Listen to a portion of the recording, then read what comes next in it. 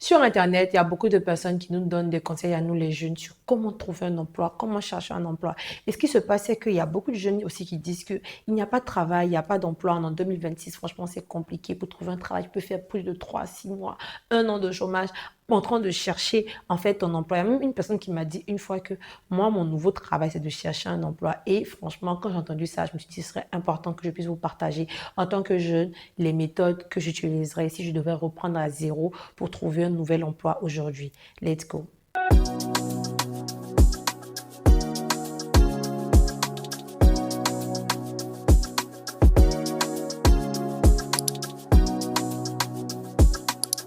Quand on cherche de l'emploi, généralement, on tombe sur des conseils comme faites ton CV, on voit ça à beaucoup de marques, pris beaucoup, c'est bien. Mais la première des choses que je donnerais comme conseil à un jeune qui cherche un emploi, c'est qu'il faut savoir ce que tu cherches. Il y a trop de jeunes qui cherchent juste un travail. Ils ne savent pas ce qu'ils cherchent. Ils cherchent juste un travail. Tu veux faire quoi? N'importe quoi, je vais trouver, je vais faire. Eh bien, ça, c'est un mindset qui va t'aider à trouver l'emploi plus facilement. C'est vrai qu'il faut faire avec ce qui vient, même quand on n'a pas forcément les possibilités de faire son choix, mais c'est important d'avoir une claire vision de ce qu'on a envie de faire. Il faut que tu aies un, deux, trois, quatre, jusqu'à 5 différents types et noms de postes que tu guettes par rapport à ta filière, ton domaine, ou bien même par rapport au diplôme que tu as eu, ou si tu n'as pas forcément eu des diplômes, par rapport aux compétences que tu as. Il faut que tu aies une liste de postes dans la tête, de sorte à ce que ton esprit soit attiré automatiquement vers les offres d'emploi qui sont reliées à ces noms de postes que tu as définis. Donc, un nom de poste, c'est quoi? C'est peut-être assistant administratif, c'est peut-être expert comptable, c'est peut-être ingénieur qualiticien. En fait, il faut que tu aies le nom du poste que tu recherches. Il faut que tu aies 3, 4, 5 noms qui tournent autour, c'est-à-dire que qui ressemblent au poste que tu veux ou bien qui sont des postes qui ont la même fonctionnalité que ce que tu recherches à la fin de la journée. Une fois que tu as trouvé les noms de postes et vraiment ce que tu recherches en termes de poste, il va falloir que tu puisses tracer le parcours. Le poste que tu cherches là, comment on fait pour arriver à ce niveau-là? Est-ce que c'est rapidement un entretien qui fait qu'on arrive? Est-ce que c'est un poste où il faut passer d'une promotion à une autre, par exemple, un poste de manager, généralement, ça peut être un poste qu'on t'attribue ou bien un poste où tu passes d'un poste à un autre. Et donc, il faut tracer tout le parcours autour de ce poste. Est-ce que c'est un poste qui passe par des étapes, qui passe par des points d'échelon? Et donc, ça va t'aider à savoir ce que tu dois faire ou par quel poste tu dois commencer. Il faut tracer toujours le parcours de ton poste. Quand tu as fini de tracer le parcours idéal pour atteindre ce poste-là, il va falloir que tu puisses lister tous les postes qui sont autour de ce poste. Par exemple, si tu veux être assistant administratif, il faut que tu puisses te demander, à côté de l'assistant, il y a qui? Est-ce qu'il n'y a pas le manager, il n'y a pas le directeur, est-ce qu'il n'y a pas un comptable? Il faut que tu puisses connaître les postes qui tournent autour de ton poste. Et donc, ça va t'aider idéalement à pouvoir te connecter avec des personnes qui sont aussi à ces postes-là et qui pourraient trouver des opportunités sur le poste que tu recherches. Connaître le rayon des postes qui sont autour de ton poste, ça va vraiment t'aider à avoir une claire vision, à comprendre et pouvoir te connecter à des gens de ce domaine-là. Parce que souvent, les postes peuvent venir juste parce que tu connais quelqu'un qui connaît quelqu'un. Et on sait tous que ça existe dans le monde aujourd'hui. Le network va agir sur ta possibilité d'être employé quelque part. Donc, n'hésite pas aussi à te connecter avec des gens qui occupent des postes qui tournent autour de ton poste. Une fois que tu as trouvé les noms de postes ou les types de postes qui sont autour de ton travail, il faut que tu puisses aussi chercher où ces personnes-là se retrouvent. Ok, c'est vrai que tu veux travailler dans un endroit où peut-être ce sont des ingénieurs qui sont autour de ton environnement, peut-être ce sont des chefs projets, des project managers qui sont autour de ton environnement. Il va falloir trouver où ceux-là ils se rassemblent. Est-ce qu'ils n'ont pas un club, une association? Est-ce qu'ils n'ont pas une sorte de congrégation? Ils font des after-work. Quand tu vas retrouver où les personnes qui occupent des postes autour de ton poste se retrouvent, ce sera plus facile pour toi de pouvoir discuter avec eux et de pouvoir networker avec eux. Et donc, tu vois que ta recherche d'emploi n'a pas vraiment commencé directement par le CV. Ça commence déjà par ton plan de carrière, par ce qui tourne autour de ta carrière, par aussi les étapes pour arriver au poste que tu cherches et les personnes qui ont un emploi, qui sont connectées directement ou indirectement à ce poste-là. Une fois que tu as passé ces étapes-là, il va falloir maintenant que tu travailles sur le CV. Et pour travailler sur ton CV, je te conseille de toujours l'adapter en fonction de l'offre d'emploi que tu recherches actuellement. Ça peut être par exemple un poste de project manager et peut-être qu'il n'y a pas de poste disponible là où tu veux postuler, mais un poste d'assistant project manager. Adapte ton CV en montrant que tu es un très bon assistant project manager pour pouvoir seulement rentrer dans le réseau ou rentrer dans l'entreprise en question. N'hésite surtout pas à toujours avoir 2, 3, 4, 5 versions de ton CV différentes avec des mots-clés différents parce que même si tu dis que tu es un expert comptable, tu veux faire un poste de comptable, peut-être que tu dois rentrer d'abord en tant qu'assistant. Et si c'est un poste d'assistant qui est disponible dans l'entreprise, il va falloir que tu adaptes ton CV en tant que très bon assistant afin de d'abord commencer à rentrer. Et si tu as des expériences que tu as eu à faire où tu étais très bon assistant de notre comptable, tu vas pouvoir peut-être les mettre en avant dans ton CV. En plus de laisser que tu es aussi comptable, tu pourras mettre en avant des expériences que tu as eues où tu étais très bon assistant et à ce moment-là, tu pourras rentrer dans l'entreprise. Rappelle-toi bien, notre objectif, c'est de quitter le chômage et rentrer dans le domaine de travail, ensuite de pouvoir évoluer au fur et à mesure. Et ça, c'est possible parce que j'ai regardé plusieurs parcours, j'ai lu des articles sur des parcours où les gens sont rentrés au FMI aux États-Unis en tant que personne qui nettoie juste le sol, mais au fur et à mesure, elle a pris des cours en cours du soir et elle est devenue manager au FMI dans les finances. Franchement, c'est une storytelling incroyable, mais moi, je pense qu'elle est possible. Une fois qu'on rentre dans un territoire, on a la possibilité de pouvoir aller un peu plus loin. Et donc, n'hésite surtout pas à adapter ton CV en fonction de ce qu'ils recherchent actuellement quand tu as fini de cibler les entreprises. Il va falloir que tu cibles des entreprises parce que moi, j'aime dire que ce que tu cherches, tu finis par le trouver. Que tu cibles au moins une quinzaine d'entreprises et que tu cibles au moins une quinzaine d'entreprises et leurs concurrents, parce que même si tu cherches des entreprises, peut-être que leurs concurrents sont plus ouverts au recrutement qu'eux-mêmes. Et donc, n'hésite pas à faire un ciblage miroir. Personne que tu cibles. N'hésite pas à faire un ciblage miroir. Entreprise que tu cibles vs le concurrent qui est le plus ouvert.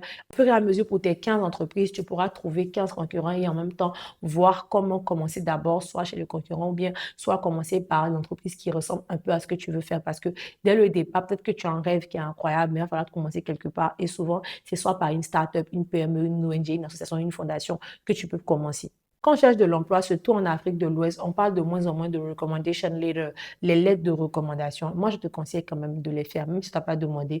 Essaie d'avoir des lettres de recommandation. Si tu es encore jeune, tu n'as pas encore une expérience de travail, j'imagine que ça veut dire que tu es dans une association, une ONG. Et donc, ton président peut écrire une lettre pour expliquer comment tu es compétent et comment ce serait important qu'on puisse t'embaucher. C'est quelque chose de très développé sous des cieux anglophones, mais ça marche très bien si toi, tu es un candidat qui innove avec ça.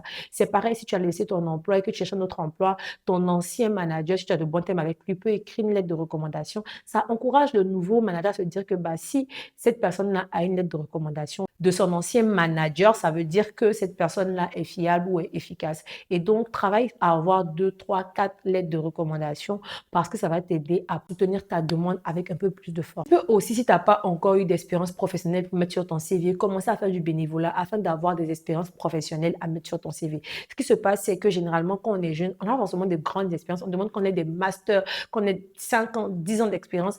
Et quand on commence très jeune l'engagement communautaire et qu'on fait partie de certaines organisations, ce bénévolat-là peut être transcrit d'une façon remarquable dans nos CV. Et donc, ne néglige surtout pas les actions de bénévolat, d'association, d'ONG que tu as eu à faire. Essaie de les faire compter en années d'expérience et en compétences que tu as pu apprendre. Et je ne pourrais pas finir cette vidéo sans te parler de branding parce qu'il va falloir que tu travailles sur ton branding et c'est à tous les niveaux. Mais on parlera de ton identité numérique et visuelle. Il va falloir que tu puisses avoir une bonne identité sur les réseaux sociaux professionnels comme LinkedIn.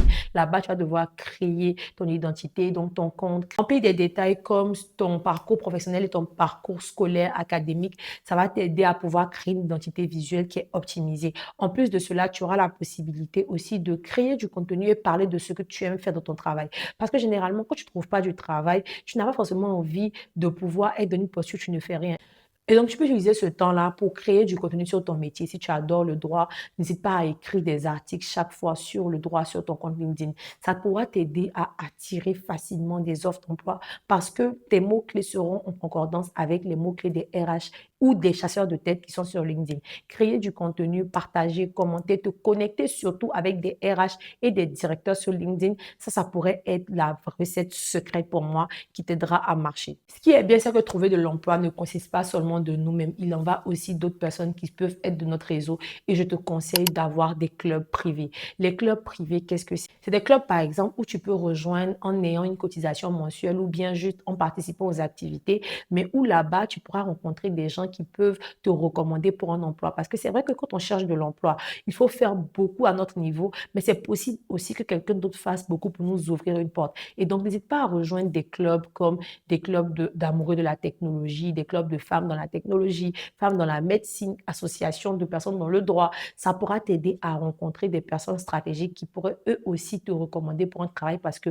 souvent la recommandation est l'une des opportunités à laquelle on ne s'attendait pas, mais qui peut nous permettre de faire le moins des fois dans la recherche d'emploi. Le bonus, c'est vraiment de pouvoir passer à l'action et être audacieux en demandant des cafés à la place d'un emploi. Moi, j'aime bien dire, il faut faire ce que les gens ne font pas. Et si tu vois un RH, un DG ou un directeur sur LinkedIn, tu peux lui écrire pour lui demander un café, c'est-à-dire lui dire, bonjour, j'ai vu votre parcours, c'est très inspirant, j'aimerais bien discuter avec vous en tant que jeune parce que je veux aussi atteindre certains niveaux et j'aimerais peut-être prendre un café avec vous demain matin ou dans un restaurant près de votre travail afin de pouvoir discuter. Si tu envoies ce message-là à une dizaine de dirigeants d'entreprise ou bien de directeurs ou bien de comptables, tout simplement, ils pourront peut-être trouver le temps pour parler avec toi. Et si tu n'es pas en quête d'emploi et que tu es en quête d'inspiration, ce sera plus facile pour toi de pouvoir parler de tout ce que tu as comme perspective et eux aussi pourraient t'ouvrir des portes incroyables parce que c'est une manière de pouvoir construire son réseau. Demander un café à la place de demander un emploi. Je ne te dirai pas ce que le networking peut te faire pour trouver un emploi. Donc, tu sais déjà qu'il va falloir que tu réseautes beaucoup.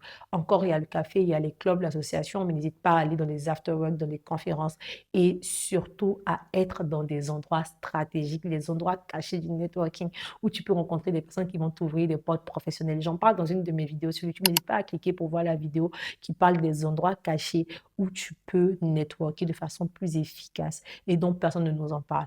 À côté de tout ça, je t'invite à préparer tes entretiens parce que c'est vrai que tu auras les opportunités peut-être devant toi. Peut-être que tu n'as pas forcément d'opportunités aujourd'hui, mais n'hésite pas à préparer les entretiens pour être prêt. Déjà même pour pouvoir être en assurance, pour être en confiance parce que ça compte beaucoup. Prépare bien tes entretiens et puis je te souhaite bonne chance pour le prochain emploi que tu recherches, que ce soit dans une start-up, d'un organisme international, dans un grand groupe de finances. Franchement, je te souhaite de pouvoir mettre en place des actions concrètes tous les jours et que Dieu t'aide à atteindre ces objectifs-là parce qu'il voit que tu fais ton effort à ton niveau.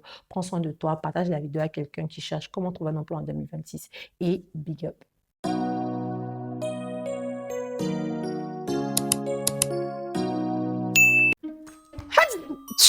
Bless me. Il y a un trop là. Démentiel en fait. Le bonus pour...